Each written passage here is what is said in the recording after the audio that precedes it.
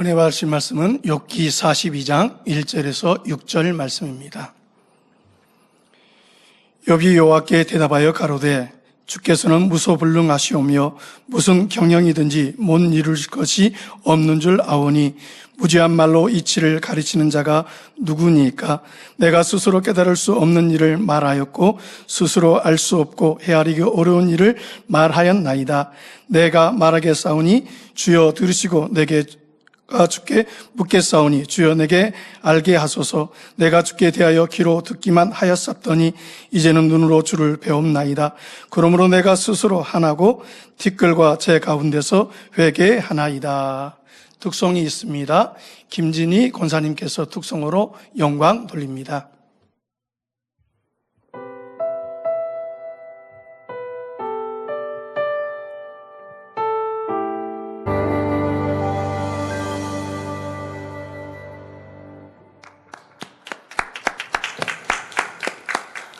하나님께서 욥기 강의 134번째 욥의 회개 제하의 말씀 증거해 주시겠습니다. 특성으로 영광 돌려주신 김진희 권사님, 바이올린 연주의 오미진 권사님 감사합니다. 드디어 욥기 42장 마지막 장에 왔습니다. 네, 이제 4, 5, 6, 7, 4편 설교, 4편 설교면 욥기 강의가 맞춰지는데요. 저도 굉장히 뜻깊을 것 같습니다. 137편의 말씀을 전했구나 하면 저도 이렇게 당회장의 그 대행부터 말씀 전했을 텐데요. 참 뜻깊은데 무엇보다 우리 뜻깊음은 욥의 회개. 얼마나 멋진 제목입니까? 이제까지 욥의 원망, 욥의 오해, 판단 정죄 이랬는데 이제는 욥의 회개에 나왔으니 우리도 아버지 앞에 온전한 회개로 응답과 축복과 사랑을 받을 수 있기를 바랍니다. 사랑하는 성도 여러분, 하나님께서는 욥기 38장에서 41장까지 인간의 지혜로는 따를 수 없는 기기묘묘한 말씀들과 자연현상, 그리고 산염소, 들나귀, 들소, 타조, 말, 독수리, 하마, 악어 등 다양한 피조물의 비유로서 욥을 깨우쳐 주셨습니다. 이를 통해 욥에게 자신의 죄악된 모습을 깨닫게 하심과 동시에 하나님은 어떤 분이신지를 알게 하시며 하나님의 권능과 지혜 그리고 놀라우신 사랑을 느끼게 해 주셨지요.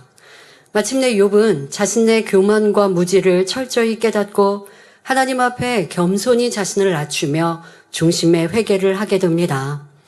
오늘 살펴볼 욥의 회개와 믿음의 고백을 통해 여러분 모두도 하나님 앞에서 겸손히 자신을 돌아보며 삶의 참된 변화가 시작되기를 바랍니다.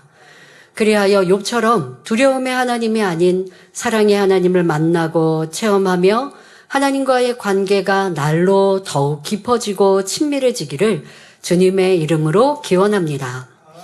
자, 그럼 욥이 하나님 앞에 올리는 회개의 고백을 하나하나 살펴보겠습니다. 욥기 42장 1절 2절에 욥이 여호와께 대답하여 가로되 주께서는 무소불능하시오며 무슨 경영이든지 못 이루실 것이 없는 줄 아오니 고백합니다. 여기서 무소불능이란 무엇이든지 할 수 없는 일이 없는 하나님의 전지전능하심을 의미합니다. 성도 여러분, 우리가 믿고 섬기는 하나님은 전지전능하신 하나님이십니다.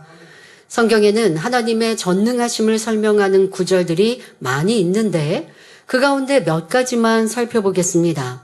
시편 74편 13절부터 17절에 주께서 주의 능력으로 바다를 나누시고 물 가운데 용들의 머리를 깨트리셨으며 악어의 머리를 파쇄하시고 그것을 사막에 거하는 자에게 식물로 주셨으며 바위를 쪼개사 큰 물을 내시며 길이 흐르는 강들을 말리우셨나이다. 낮도 주의 것이요 밤도 주의 것이라. 주께서 빛과 해를 예비하셨으며 땅의 경계를 정하시며 여름과 겨울을 이루셨나이다 말씀합니다. 이 구절은 하나님께서 1월 성신, 바로 해와 달과 별, 대륙, 대해를 창조하시고 사계절을 주관하시는 권능을 노래하고 있습니다. 또한 시편 77편 14절부터 20절에는 주는 기사를 행하신 하나님이시라 민족들 중에 주의 능력을 알리시고 주의 팔로 주의 백성 곧 야곱과 요셉의 자손을 구속하셨나이다. 하나님이여 물들이 주를 보았나이다. 물들이 주를 보고 두려워하며 기품도 진동하였고 구름이 물을 쏟고 궁창이 소리를 바라며 주의 살도 날아나갔나이다.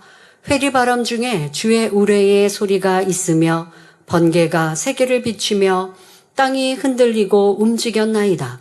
주의 길이 바다에 있었고 주의 첩경이 큰 물에 있었으나 주의 종적을 알 수 없었나이다. 주의 백성을 물이 양같이 모세와 아론의 손으로 인도하셨나이다. 기록되어 있습니다. 이 말씀은 인간적으로는 도저히 불가능했던 출애굽의 역사를 일으키신 하나님의 강하고 놀라운 권능을 노래하고 있습니다. 특히 홍해의 기적을 생각해 보시기 바랍니다. 모세가 하나님 말씀에 순종하여 지팡이를 들고 손을 바다 위로 내밀자 거대한 바다가 갈라졌습니다. 자, 여기서 바다가 갈라졌다고 해서 과정까지 없어지면 안 됩니다. 하나님께서 동풍을 밤새 불어 바다에 이 바닷물을 갈라 놓으시고, 자, 갈라 놓으시고 백성들이 길을 건널 때 동풍으로 계속 바다의 물이 다시 차오르지 않도록 막고 계신 거예요.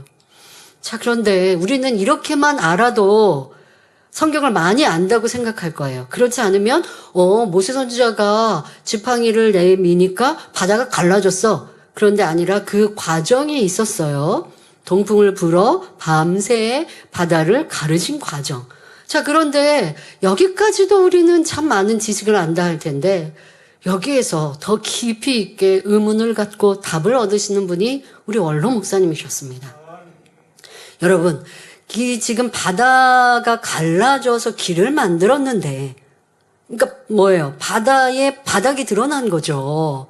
자, 그러면 지금 옆으로는 바닷물이 벽을 이루고 있는 장면으로 연상하시면 됩니다.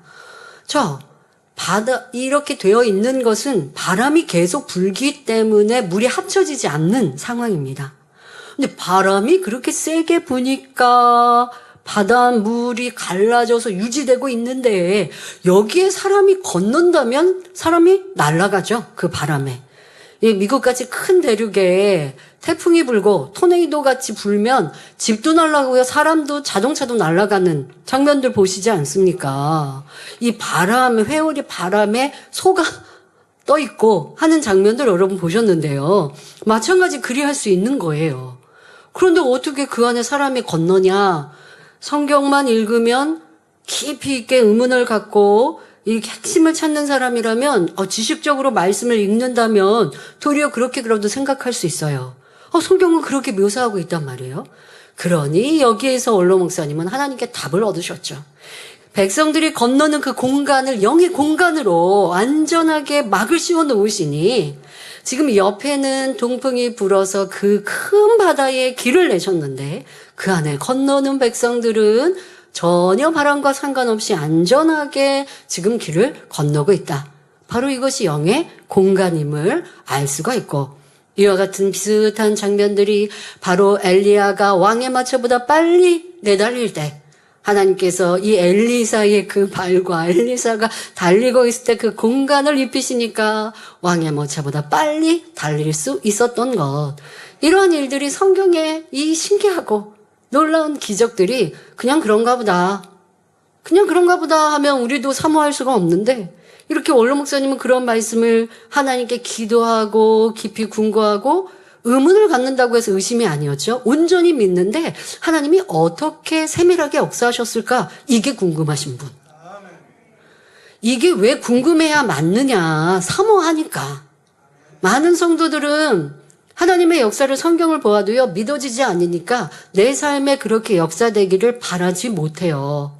그런데 100% 믿으니까 그런 역사가 나의 삶에 나의 사역에 나타나기를 바라셨던 원로 목사님은 그런 일들이 더 깊이 있게 세밀하게 하나님이 어떻게 역사하시고 이게 어떻게 육으로는 드러난 현상일까 성경을 읽고 기도하면서 궁구하시고 또 하나님의 답을 얻으시면 그러한 일들을 나타내기 위해 또 기도하시고, 그러면 우리는 어떻게 하겠어요? 하나님, 홍해가 갈라지는 역사가 우리의 삶에 있기 원합니다. 이뿐 아니라 하나님의 놀라운 능력이 우리의 삶을 입히시고 나의 육체를 입히셔서 할 수 없는 것도 하게 하시고, 이렇게 우리는 더 깊이 있게 다양하게 기도를 하게 되더라는 것이죠. 그러면서 하나님의 역사를 더 빨리 끌어내릴 수 있습니다. 자, 이렇게 하나님은 놀라운 일을 이루신다는 거예요. 기이한 일을 이루시는 분, 믿음으로는, 순종으로는 이런 하나님의 전지전능하심이 내 삶에 나타날 수 있습니다. 인간의 지식과 생각으로는 도저히 이해할 수 없는 일이지만 이러한 하나님의 역사는 바로 하나님의 무소불능 전능하심을 보여주는 사건입니다. 그 외에도 하나님께서는 하늘에서 만나를 내려주시고 여리고성을 무너뜨리시며 해와 달의 운행을 멈추게 하시고 오랜 가뭄 중에 비를 내리게 하시는 등 수많은 표적과 기사를 나타내셨습니다. 하나님께서는 이렇게 크고 위대한 역사뿐 아니라 작고 미세한 일에도 그 능력을 나타내십니다. 예를 들어 우리의 머리털 하나까지 세시며 마음속 깊은 곳까지 다 알고 역사하시는 분이십니다. 누가복음 5장 18절 이하를 보면 네 사람이 중풍병에 걸린 친구를 예수님 앞에 데려오는 장면이 나옵니다. 예수님 앞으로 중풍병자 친구를 안내하고 싶었지만 예수님이 계신 그곳에는 너무 많은 사람들이 운집해 있어서 예수님 가까이 들어갈 수 없었습니다. 예수님은 집 안에 계셨고 그 예수님 둘레와 집 밖까지 사람들이 많이 운집해 있으니 그 환자인 친구를 데리고 들어갈 수가 없는 상황입니다. 그러자 4명의 친구들은 지붕을 뜯어 환자를 침상에 눕힌 채 예수님 앞에 달아내렸지요. 예수님께서는 그들의 믿음을 보시고 중풍병자에게 먼저 내 죄사함을 받았느니라 라고 말씀하셨습니다. 그러자 서기관들과 바리새인들은 속으로 이 참남한 말을 하는 자가 누구뇨? 오직 하나님 외에 누가 능히 죄를 사하겠느냐라고 의논합니다. 그러니까 예수님께 들리는 소리가 아닌데, 그런데 예수님께서는 이러한 그들의 생각을 아셨다는 겁니다. 그들이 생각하는 것, 마음에 품은 것, 또 저 멀리서 자기네끼리 수군수군하는 것, 예수님께 들려서 아시는 게 아니라 들리지 않는데도 그들의 마음과 생각에 품은 것도 다 아십니다. 그러면서 말씀하시죠.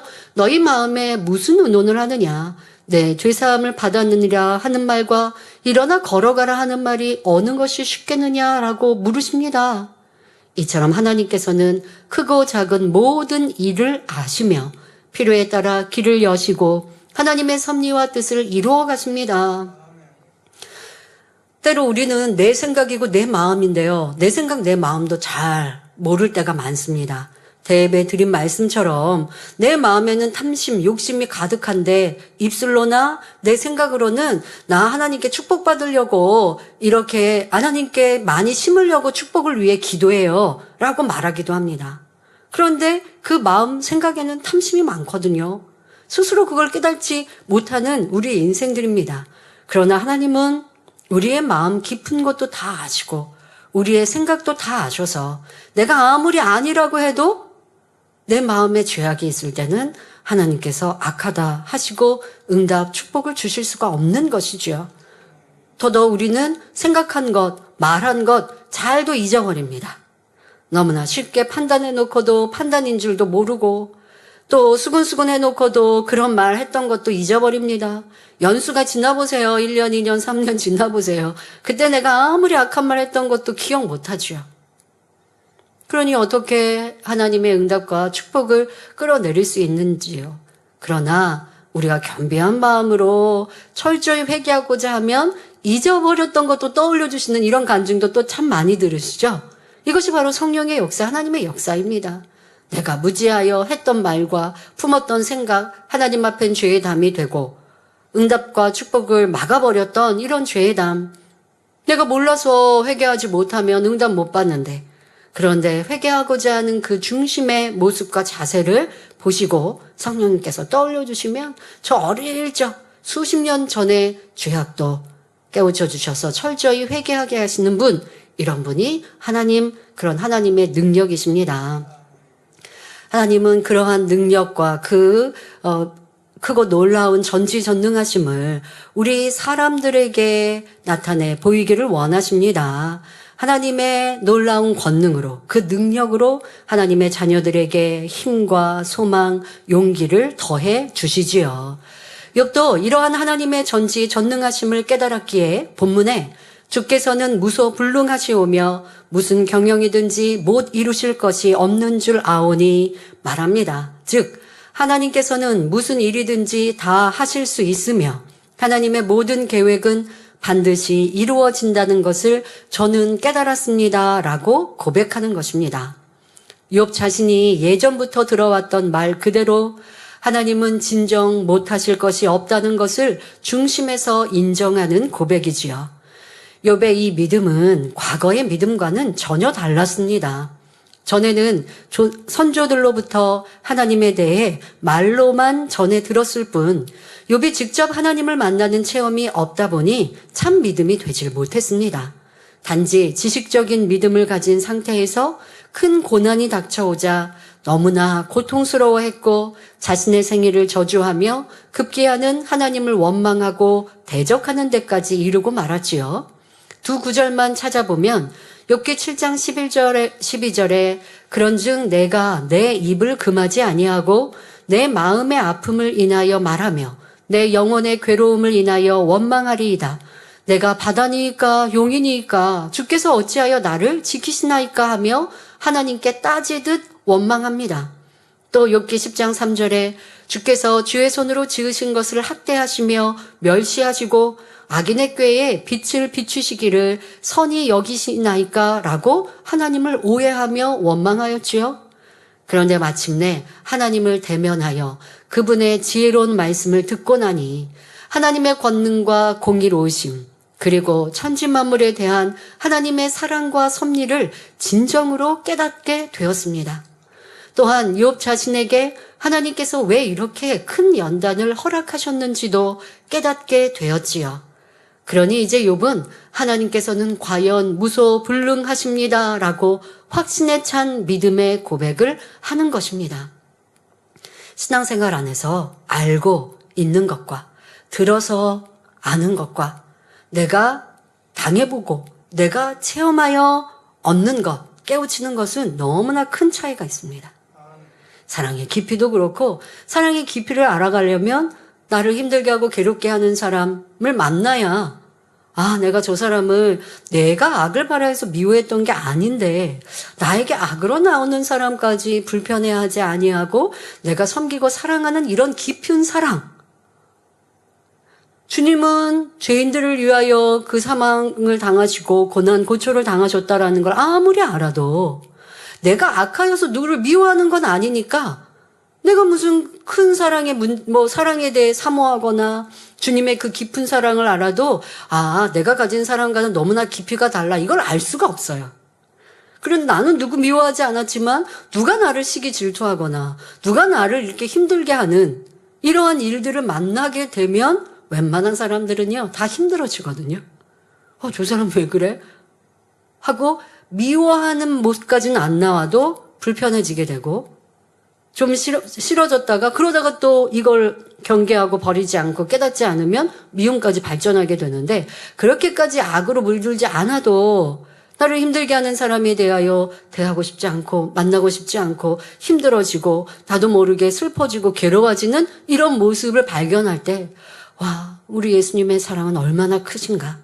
아무런 죄 없는데 죄에 있는 인생들을 위하여 나를 욕하고 핍박하는 저들을 위하여 대신하여 중보하신 그 사랑이 얼마나 크고 놀라운가를 내가 당한 조금의 어려움을 통해 느끼게 되는 거예요.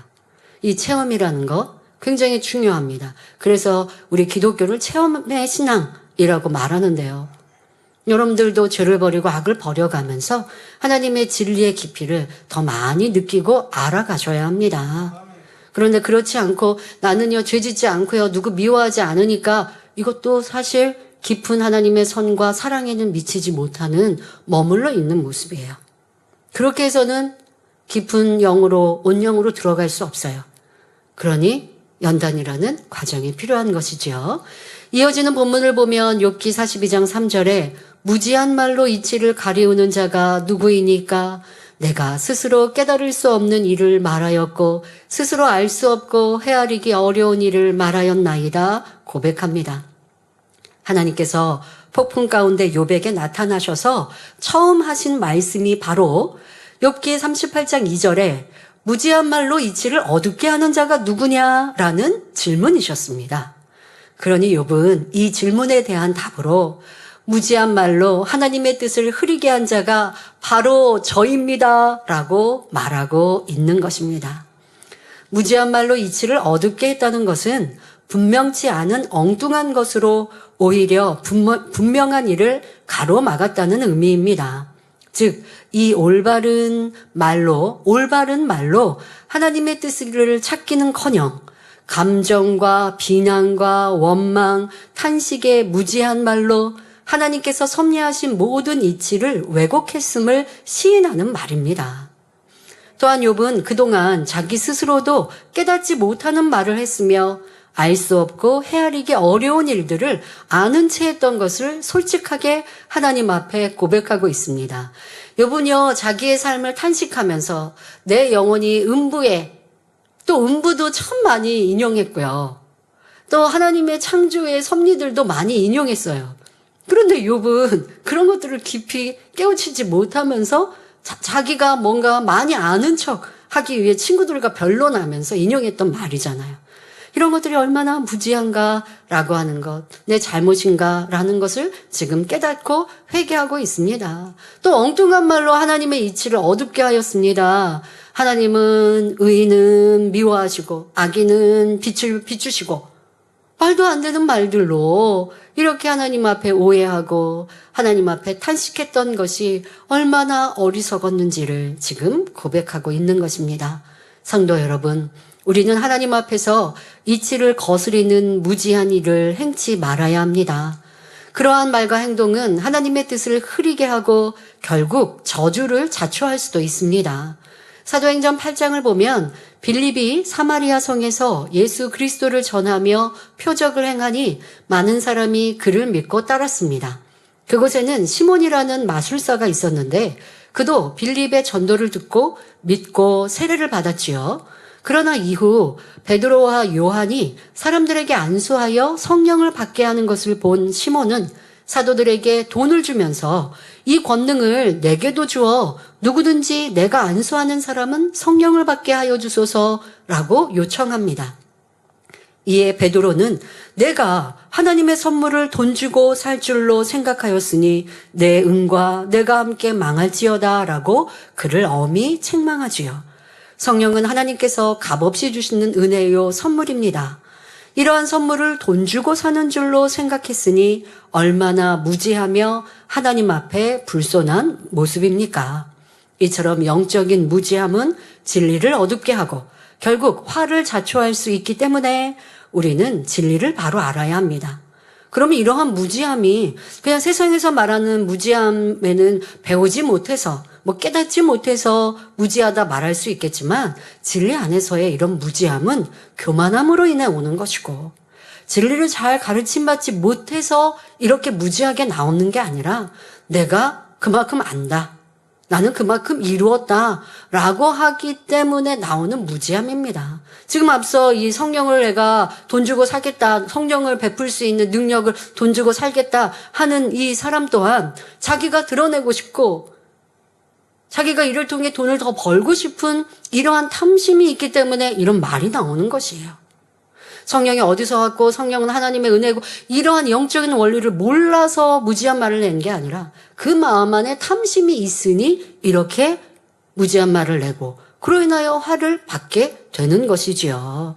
그러니 여러분들은 내가 얼마나 내 마음 안에 비질의 것들로 무지한 말을 내고 있는가. 하나님과의 관계도 신앙 안에서도 믿음 안에서도 교회 안에서도 사람 사이에도 얼마나 많은 판단과 정죄가 이러한 마음 안의 교만함, 악으로 인하여서 했던 말, 또 그로 인하여 담이 되었는가를 알아야 할 것입니다.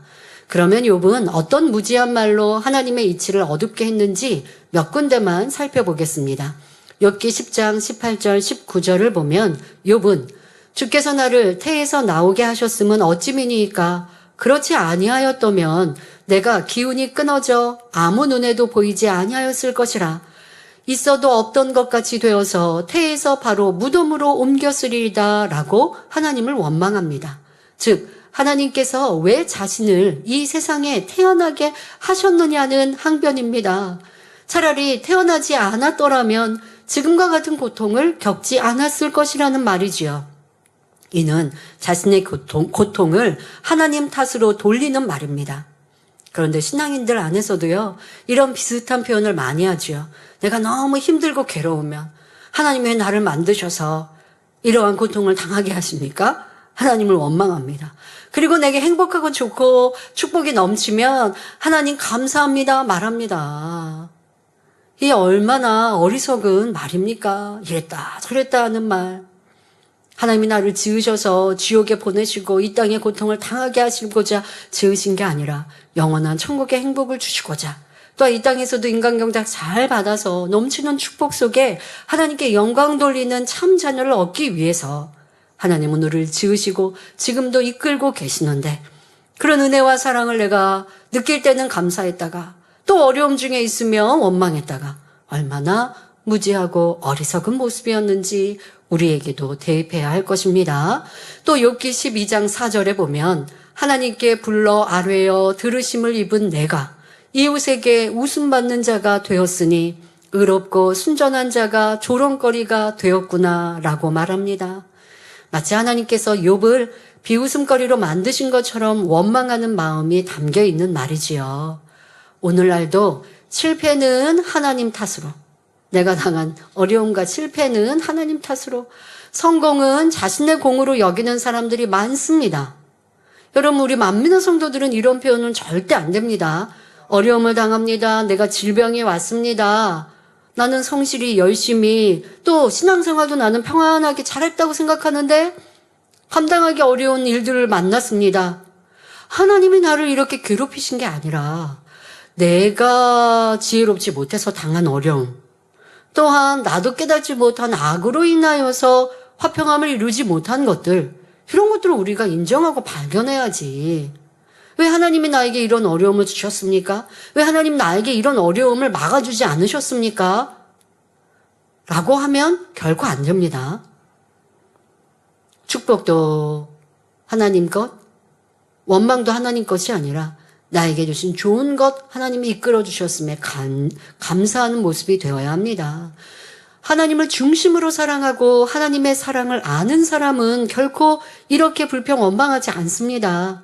고난 중에도 하나님의 선하신 뜻을 믿고 감사하며 성공했을 때도 그 모든 영광을 하나님께 돌립니다.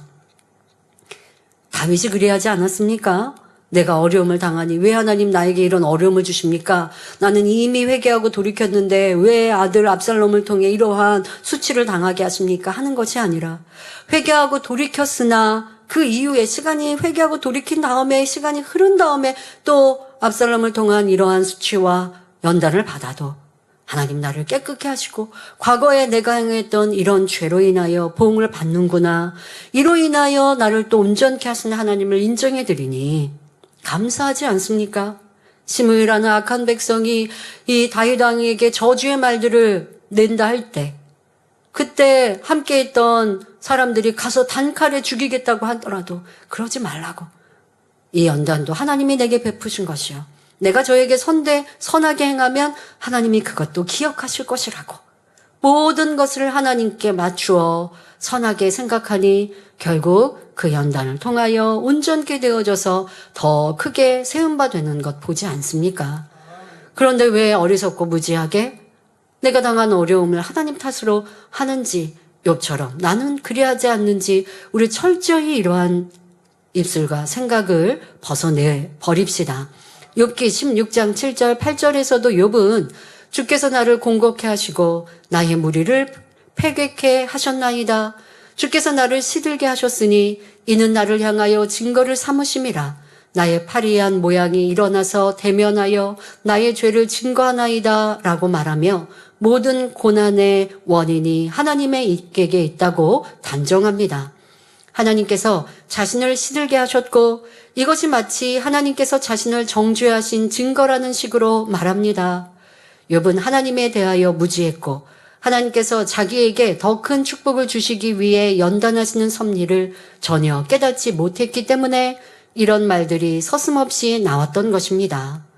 만일 욥이 깨달았다면 주신 자도 여호와시요 취하신 자도 여호와시오니 여호와의 이름이 찬송을 받으실지니이다 했던 처음의 고백이 끝까지 갔을 것입니다. 그러나 뒤늦게나마 욥은 자신의 무지함을 깨닫고 내가 알지도 못하면서 함부로 말하였고 깨닫지도 못하는 일들을 아는 채 했습니다 라고 고백하고 있는 것입니다.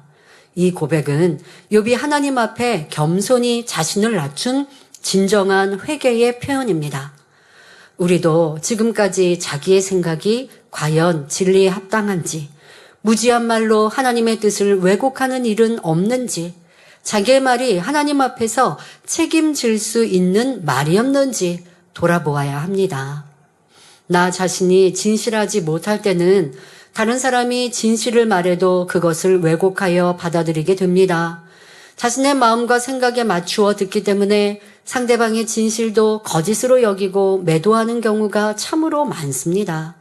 그러나 하나님의 말씀을 통해 우리가 진실하게 변화되면 상대방의 진실을 그대로 받아들일 수 있고 또한 진실하지 못한 말도 진리에 비추어 분별할 수 있습니다. 내 마음의 진실이 이를 분별할 수 있으며 성령님께서도 다양한 방식으로 역사하시기 때문입니다. 또한 여기서 우리가 영적으로 깊이 깨달아야 할 것이 있습니다. 사람들은 종종 자신이 정확히 알지 못하는 것을 마치 다 아는 것처럼 말하고 논하는 경우가 많습니다.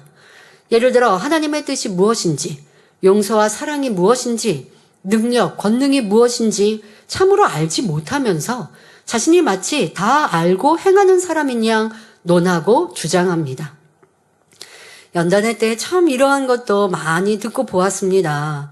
여러분, 우리 만민의 재단처럼 사랑 많은 교회가 어디 있습니까? 그런데 자기 유익에 조금 맞지 않는 불리한 뭔가 교회적인 제재라든가 이런 것들이 오면요. 지금까지 그냥 넘어갔는데 이제는 그거 안 된다 한다든가 이렇게 해서 일들이 정리되거나 자기가 어떤 피해를 본다라는 생각이 들면요. 교회가 사랑이 없대요. 이러한 것들을 여러분 하나님 앞에 찾아서 회개하셨는지 점검하셔야 합니다. 그러면서 하나님은 사랑이신데 교회가 사랑이 없다고요? 예제단같이 용서하고 기다리고 이해하고 하는 교회는 또 얼마나 많이 있을까요? 조금 나에게 불리하게 되는 것 같으면 왜 나한테는 이렇게 사랑으로 안 해주냐고요? 이게 진정한 사랑일까요? 때로는 사랑 안에 엄히 책망하거나 해야 하는 일도 있는데 내 유익만을 구하면서 교회에서는 그렇게 다 손해보고 교회에서는 우리한테 주장하지 말고 우리는 교회에 요구하고 주장하고 그게 그렇게 들어주면 사랑이고 아니면 사랑이 없고 참 이러한 말들도 참 많이 말하고 하는 것 보았습니다마는 그러나 그런 일들을 대꾸하지 않습니다. 왜? 도리어 시시비비하면 죄를 더 낳을 뿐이니까요. 근데 너무 사랑을 모르는 거죠. 하나님의 사랑, 하나님의 뜻이 무엇인지 너무 모르니까 그렇게 교회를 논하는 사람들, 일꾼들도 보았습니다마는 여러분들이 하나님의 뜻을 논할 수 있다면 나는 하나님의 말씀대로 지켜 행하고 하나님의 사랑을 논할 수 있다면 나는 그런 하나님의 깊은 사랑을 행하는 사람이 되어야 합니다. 누가 나에게 불이익을 끼쳐도 감사하고 기뻐하는 사람인가? 아니면 내게 불이익이 오니까 그 사람을 평가하거나 교회를 평가한다면 이는 사랑과는 거리가 먼데 하나님의 사랑을 말한다고요? 교회가 사랑이 있네 없네 한다고요? 너무 무지하고 어리석은 것이지요. 그런데 그러한 말에 내가 그런가? 하고 분별하지 못하는 성도라면 어찌하겠습니까? 함께 더불어서 죄를 짓게 되는 것이지요. 진정한 암, 아는 것, 또 깨달음이란 단순히 머리로 아는데 그치는 것이 아니라 그 뜻을 올바로 깨달아 실천하는 것입니다. 즉 행함이 따를 때 비로소 참된 깨달음이 되는 것입니다.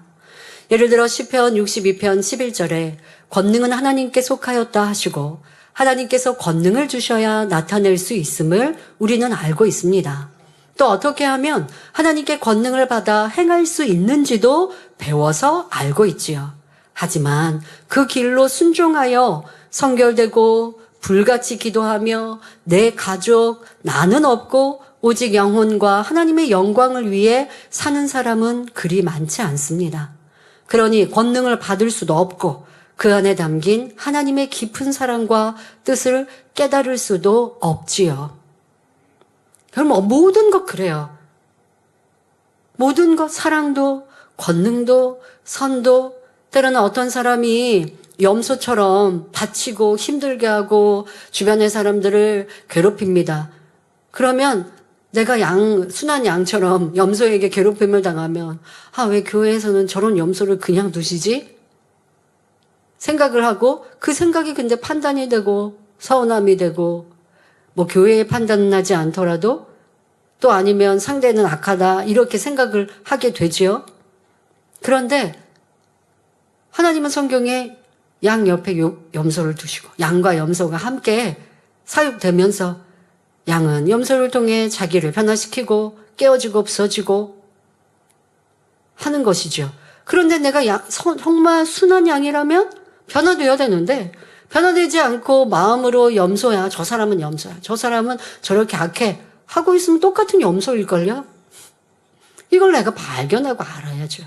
진정한 선이 무엇인지를 알아야 선과 악을 분별하고 구분할 수 있는 것이고 논할 수 있는 것인데 그런데 내가 그렇지 못하면서 우리는 알고 있는 진리로 얼마나 많이 평가하고 있는지 돌아보아야 합니다. 욥이 지금 그런 자세로 모든 걸 낮추는 거예요. 하나님의 말씀도 평가했고 하나님도 평가했고 친구들도 평가했고 내 삶에 대해서도 쭉 논하였는데 모든 게 다 무지했습니다. 어리석었습니다. 교만했습니다. 라고 고백하고 있는 것입니다. 예수님께서는 판단하지 말라, 헤아리지 말라, 수군거리지 말라, 형제의 눈 속에 있는 티를 보지 말라 누누이 말씀하셨습니다. 그런데 이러한 말씀을 잘 알면서도 막상 자기 생각과 마음에 맞지 않으면 오해하고 판단, 정죄하는 일들이 참으로 많습니다. 또 상대의 말이나 행동을 직접 확인하지도 않고 제3자에게 들은 말만 가지고 헤아리며 단정짓는 일들도 얼마나 많이 있습니까? 더더욱 말씀을 알고 가르치면서도 스스로는 행하지 않는다면 이는 악이며 이치에 무지한 사람의 행위임을 깊이 깨달아야 합니다. 그러면 우리가 무지한 사람이 되지 않기 위해서는 어떻게 해야 할까요? 성령 안에서 말씀을 묵상하고 기도하여 하나님의 뜻을 분별할 수 있는 지혜를 얻어야 합니다. 위로부터 난 지혜는 성결하고 화평하며 편벽과 거짓이 없으므로 남을 함부로 판단하거나 정죄하지 않으며 매사를 하나님의 사랑과 은혜 가운데 처리합니다. 그러니 하나님의 이치를 어둡게 하지 않으며 지혜롭게 하나님 뜻을 이루어 나갈 수 있는 것입니다.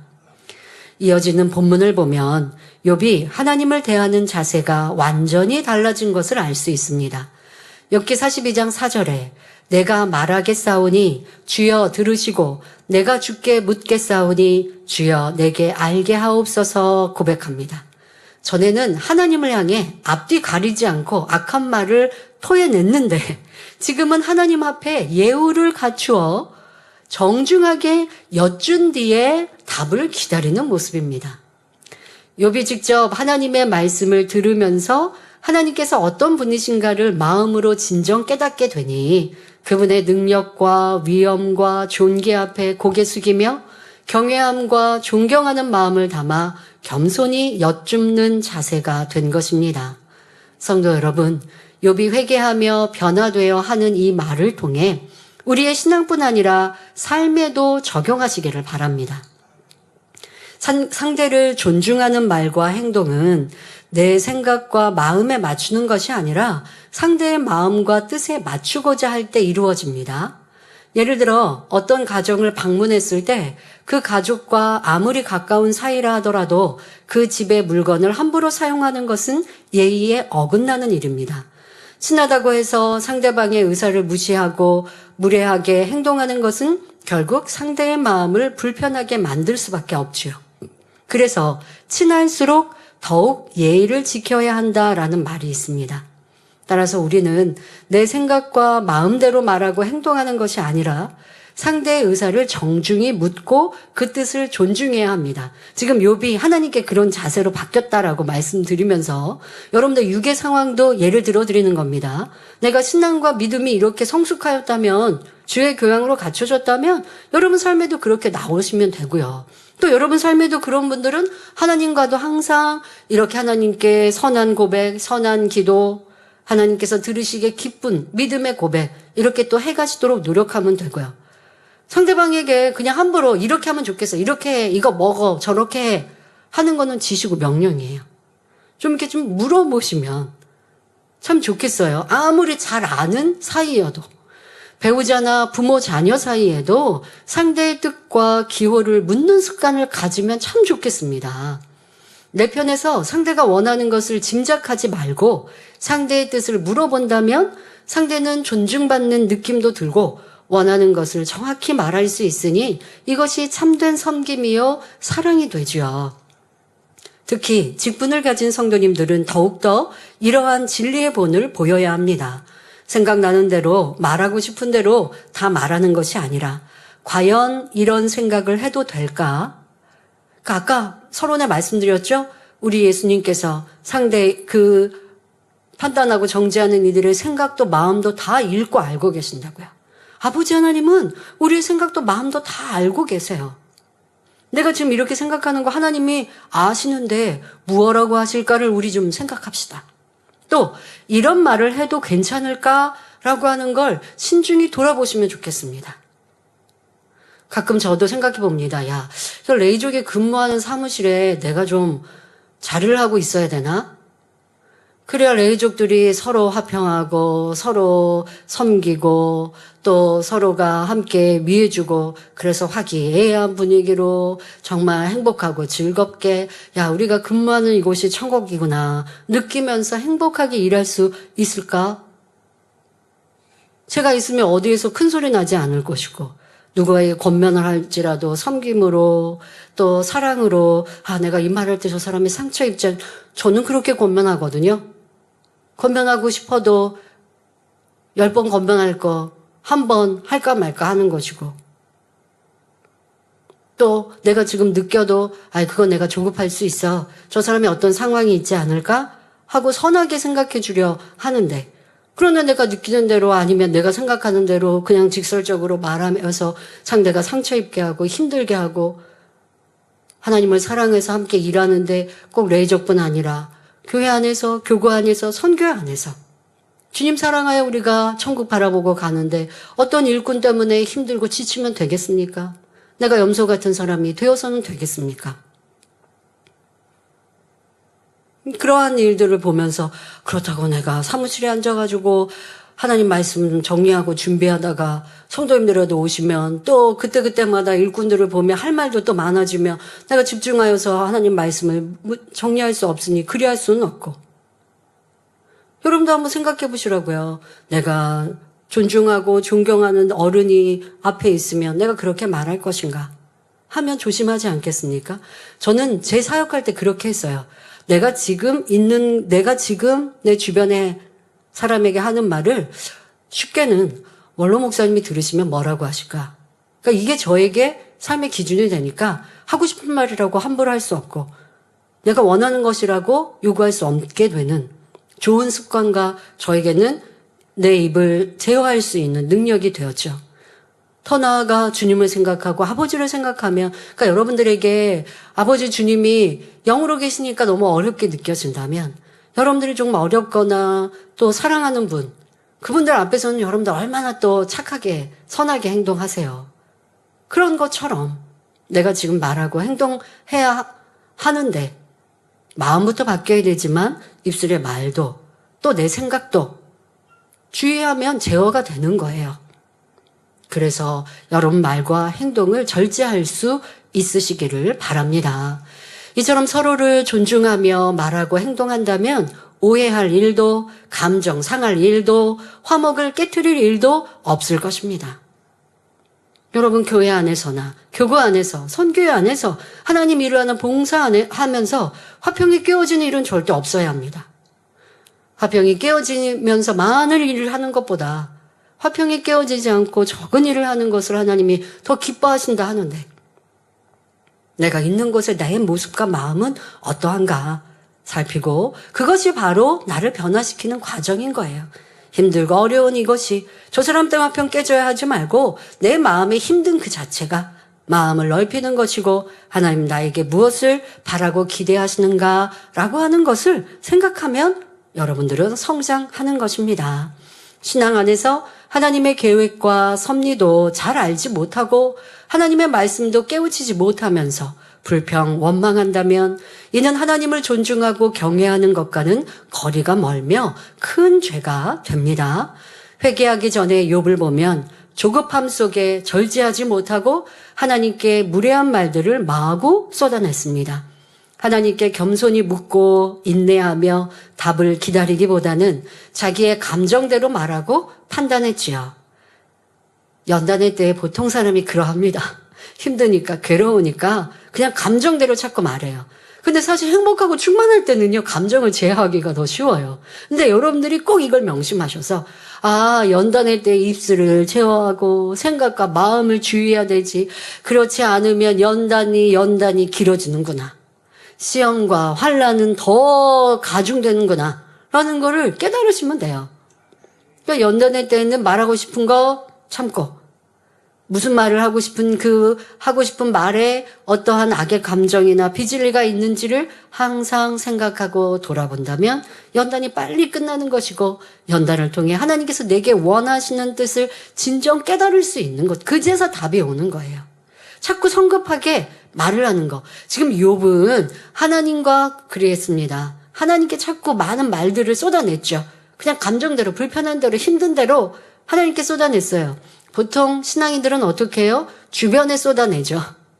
사람들과의 관계에서 욥도 이제 친구들과 그리했던 것처럼 우리는 사람들과의 관계에서 나를 입술을 제어 못하고 생각과 마음을 다스리지 못하고 느끼는 대로 그냥 그 상황대로 불편한 대로 힘든 대로 막 쏟아냅니다. 그런데 그건 나중에 가면 다 회개거리이더라고요. 그러니 여러분들이 지혜롭다면 이제 나를 지켜가고 또 연단의 때가 아니어도 평안하고 행복할 때 나는 말로 많이 이렇게 실수하는 사람인가 라고 하는 것도 점검하면서 말이 많으면 실수가 많은 것이니 성경 또한 말씀하시니 이러한 것들을 내가 지키고 다스리자 하시면 지혜로운 분들이 되는 것입니다. 욥은 연단을 통해 하나님을 만나고 나니 정중히 여쭙고 답을 기다리는 사람으로 변화되었습니다. 우리도 이런 말씀을 잘 양식 삼는다면 말과 행동이 신뢰를 범하지 않게 되며 하나님 보시기에 아름다운 사람, 몸의 행실을 죽이고 하나님을 영화롭게 하는 사람으로 변화될 수 있습니다. 이어서 욥은 욥기 42장 5절에 내가 주께 대하여 귀로 듣기만 하였sap더니 이제는 눈으로 주를 배움나이다 라고 고백합니다.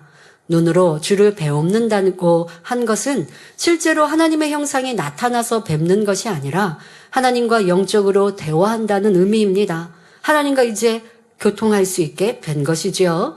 욥은 순전하고 정직한 성품을 가졌기 때문에 조상으로부터 하나님에 대한 말을 들었을 때 그대로 믿었고 때마다 하나님 앞에 제사하면서 섬겨왔습니다. 즉 들은 하나님을 섬긴 것입니다. 그런데 하나님을 만나는 확실한 체험이 없었기에 그에게 시험환란이 닥치고 불이익이 오자 그동안 섬겨왔던 하나님을 불신하며 대적하기에 이르렀던 것입니다. 그러나 이제 하나님을 직접 만나고 체험하니 마음 중심에서 우러나는 진실한 믿음의 고백을 하게 되었습니다. 성도 여러분, 여러분 중에도 이와 같은 과정을 겪은 분이 많이 계실 것입니다. 처음에는 전도자나 방송, 책자 등을 통해 하나님에 대해 듣고 알게 됩니다.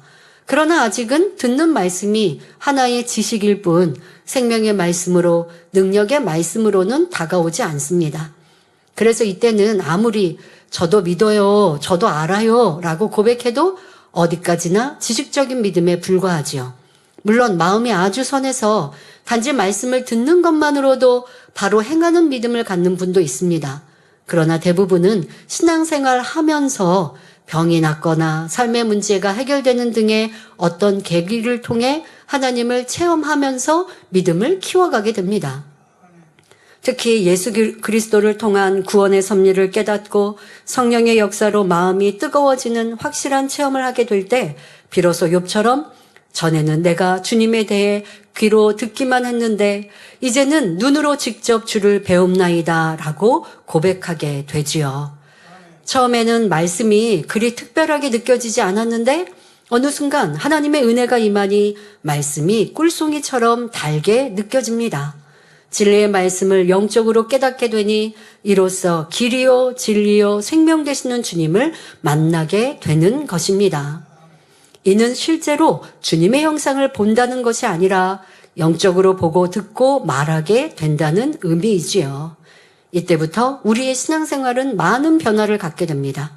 형식적인 예배를 드리던 사람이 신령과 진정으로 예배를 드리게 되고 삶에 어려움이 생길 때 하나님께 겸손히 구하게 되며 주의 종을 섬기고 하나님의 뜻을 쫓아 살게 됩니다. 이것이 바로 하나님의 은혜로 새로운 피조물로 거듭난 사람의 모습이지요. 그러므로 우리는 하나님을 만나는 체험을 해야 합니다. 성령 충만함 가운데 하나님과 교통하며 성령의 음성을 듣고 인도받아야 합니다. 이렇게 될 때 욥이 하나님을 직접 체험한 후 삶이 엄청나게 달라진 것처럼 여러분의 삶에도 큰 변화가 옵니다. 즉 하나님을 알리고 전하며 하나님께 영광을 돌리는 삶, 하나님을 기쁘시게 하며 영화롭게 하는 삶을 살게 되는 것입니다. 연단받기 전에 욥은 자신의 청결한 생활을 위해 제사하며 단지 지식적인 믿음으로 하나님을 섬기는 사람이었습니다. 마음이 순전하고 정직하니 듣고 아는 대로 순종하긴 했지만 하나님을 나타내 보인다거나 하나님의 기쁨이 된다거나 영광을 돌리지는 못했지요. 그러나 연단을 통해 변화된 욥은 하나님의 뜻을 쫓아 행하는 진정한 하나님의 자녀가 되었습니다. 지금까지의 연단 과정이 신앙 전체의 변화를 가져다 준 말할 수 없이 큰 축복이 된 것입니다.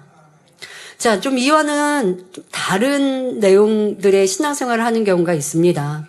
그냥 전도를 받아서 이 지식적인 말씀을 듣다가 하나님을 체험하는 경우도 있지만 하나님을 만나고 체험하기를 원하는 마음으로 교회에 오셔서 지식적인 믿음에서 이제 영적인 신앙을 갖게 되는 바로 하나님을 직접 만나는 치료와 응답의 역사를 체험한 성도들이 이 세대는 참 많습니다. 뭐 전도받아 올 때 하나님은 살아계셔서 치료하십니다. 응답하십니다. 문제 해결해 주십니다. 이러한 간증들을 들으면서 나도 문제가 있으니까 해결받기 원합니다. 라는 마음으로 오셨어요. 그러니까 하나님을 만나기 위한 목적으로 오셨어요. 그런데 사랑의 하나님은 여러분들을 만나 주셨어요. 치료해 주셨어요. 응답해 주셨어요. 어떤 분들은 10가지의 문제가 있었는데 5가지 문제를 해결받았어요. 그러면 이제 욥의 고백처럼 내가 하나님을 만났습니다. 하나님을 체험했습니다. 라는 고백을 하시게 됩니다. 그런데 많은 신앙인들이나 우리 성도들 중에 보면요. 그렇게 체험하고 믿음의 성장을 하지 않는 분들도 봅니다. 그러니까 교회에 온 목적이 치료받기 위해, 물질의 축복받기 위해, 어려움, 시험을 난을 해결받기 위해 교회에 왔어요. 그리고 그 문제가 해결됐어요. 그러니까 교회 다니기는 하는데 거기에서 멈춰 있어요. 그러면 욥과 같은 축복을 못 받습니다. 욥은 연단의 때를 지나 지식적으로 알았던 하나님이 이제 체험한 하나님이 되었고 그러하니 하나님이 기뻐하시는 신앙, 바로 마음을 할례하는 온전히 할례한 신앙, 영으로 들어가는 신앙, 하나님께 영광 돌리는 삶을 살게 되었습니다. 여러분 사실 하나님을 만나고 체험하는 게 쉬울 수도 있지만 신앙생활하는 분들 중에 만나지 못하고 알고만 있고 신앙생활하는 분도 참 많거든요. 그런데 여러분들이 이 재단을 찾아오셔서 살아계신 하나님을 치료의 하나님, 응답의 하나님, 문제 해결의 하나님으로 체험하고 만나셨으면 이제 요처럼 변화된 신앙생활을 사셔야 돼요. 전도자에 의해 억지로 교회 오는 게 아니라 이제는 내가 전도하는 사람 되고, 나도 이렇게 하나님 못 만났을 때는 문제 해결 못 받고 어려웠는데 내 주변에 어렵고 힘든 사람 전도해야지. 요즘에는 새신자가 전도하시는 분들 계시잖아요. 참 감사합니다. 이게 바른 신앙생활이죠. 또 교회 신앙생활하면서 내가 치료받고 응답받았고 10가지 중에 5개 해결받았으면 하나님은 이렇게 살아계시니까 내가 그 하나님 앞에 더 기쁨이 되어드려서 나머지 문제도 다 해결받아야지. 그러면 어떻게 해요? 온전한 11조도 하고 감사도 하고 모이게 힘쓰고 다니엘처럼 나와 기도도 하고, 처음에는 기도 30분이 어려웠는데 30분도 이제 쉬워지면 1시간으로 늘리고, 그러면 2시간도 다 할 수 있게 되고, 이렇게 교회에서 성경 읽기 하면 나도 함께 동참하고, 이렇게 여러분들이 적극적으로 하나님이 기뻐하시는 삶을 살아가야 더 하나님과 친밀해질 수 있는 거예요. 하나님이 치료해주고 응답해주셔서 만나주셨잖아요. 신이신 하나님이 나에게 치료의 역사로, 응답의 역사로 만나주셨잖아요. 그럼 이제 하나님 안 계신다 하면 안 되죠. 하나님은 이렇게 살아계시구나. 제가 치료해준 게 아니라 하나님께서 치료해주신 거예요.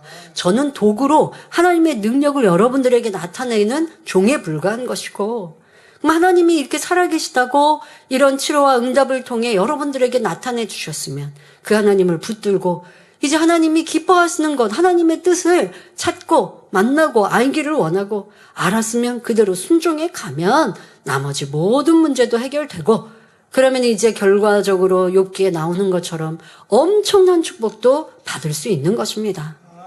교회 온 목적이 하나님을 만나고자 한 목적이 아니라 치료받고 응답받기에 왔어도 하나님을 만나야 치료받고 응답받으니, 그리고 만나신 분들 이젠 더 뜨겁게 하나님을 사랑하시고, 아직 문제 해결받지 못하신 분들은 하나님 만나 구원받기를 사모하시면 하나님은 어떠한 것도 해결해 주시고 만나 주십니다.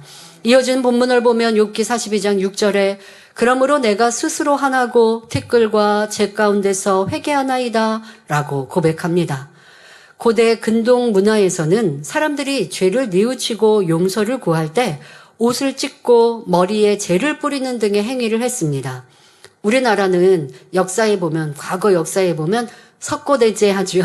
하얀 옷을 입고 머리를 풀어헤치고, 무릎을 꿇어 이제 왕 앞에 석고대제 할 때 이런 모습들. 그러니까 나라마다 어떻게 크게 중심을 다해 회개할 때 예, 자세와 모습이 다 각기 다르는데요. 지금 욥이 있었던 이 근동 지방의 특징을 지금 설명한 것입니다. 이는 진심 어린 회개의 표현이었지요. 그 예로 니느웨 백성들이 요나로부터 하나님의 심판 경고를 들었을 때 왕이 굵은 베옷을 입고 재에 앉았다고 성경에 기록되어 있습니다. 따라서 욥이 티끌과 재 가운데서 회개했다는 것은 단지 입술로만 하나님 잘못했어요 라고 고백하는 것이 아니라 마음을 찢는 통해 자복을 했다는 의미입니다. 그렇다고 육에 보이는 형식으로 했다는 게 아닙니다. 형식과 함께 그것은 온 정성과 마음과 뜻을 중심을 다한 회개였음을 지금 그 문장으로 표현하고 계신 거예요. 욥은 지난날 하나님을 원망하며 대적했던 말과 행함이 너무나 부끄럽고 죄스러워서 철저히 뉘우치며 겸손한 마음으로 하나님 앞에 회개했던 것입니다. 성도 여러분도 혹여 영적 무지함 가운데 자기 생각대로 말하고 행동하며 하나님 앞에 범죄한 일은 없는지 돌아보시기 바랍니다. 이로 인해 하나님 앞에 막힌 죄의 담이 있다면 하나님 앞에 겸손히 회개하며 용서를 구하는 지혜로운 성도님들이 되시기 바랍니다.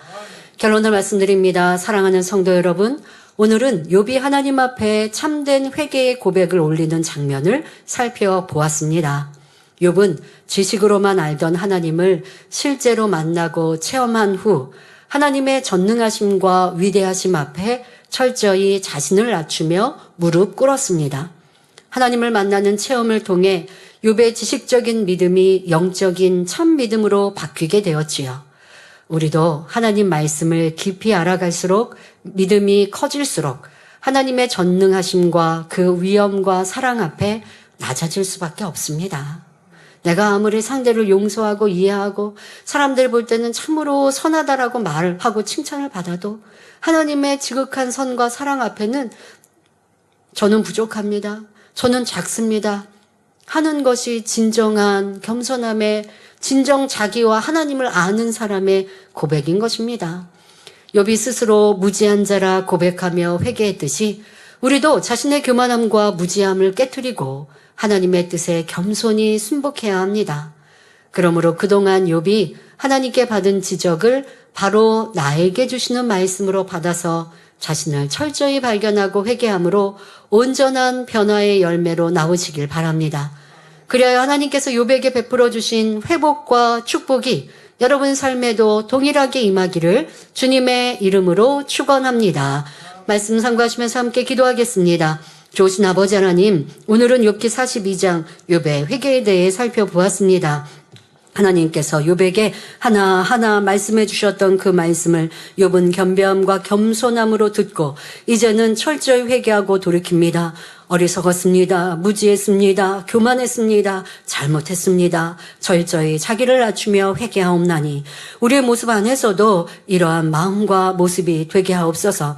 또한 전지전능하신 하나님을 높여드렸던 욥의 고백과 같이 아버지 하나님 무엇이든 하실 수 있습니다. 고백하며 나의 염려, 근심, 걱정도 나의 부족함과 나의 작은 모습들도 내려놓고 하나님 앞에 겸비 고백하며 변화되는 우리 모두가 되게 하여 주옵소서. 감사드리며 우리 주 예수 그리스도 이름으로 기도하옵나이다. 아멘.